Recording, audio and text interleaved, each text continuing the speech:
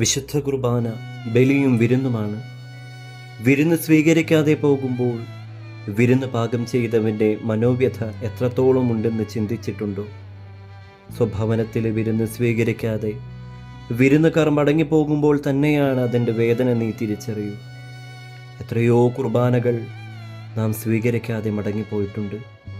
ഓർത്തിട്ടുണ്ടോ കർത്താവിൻ്റെ സങ്കടം?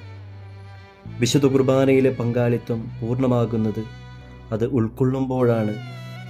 ഇതിൻ്റെ ശരീരമാകുന്നു, നിങ്ങൾ വാങ്ങി ഭക്ഷിക്കുവെന്നാണ് അവൻ പറഞ്ഞത്.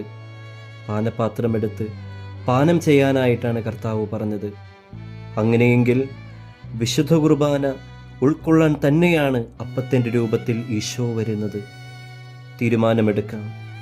വിശുദ്ധ കുർബാനയിൽ ഞാൻ പങ്കെടുക്കുന്നുണ്ടെങ്കിൽ ഈശോയെ ഞാൻ സ്വീകരിക്കുമെന്ന്.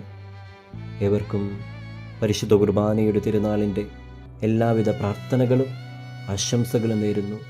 വിശുദ്ധ കുർബാന അർപ്പണങ്ങൾ സജീവമാകട്ടെ, അനുഭവമാകട്ടെ. ആമേൻ.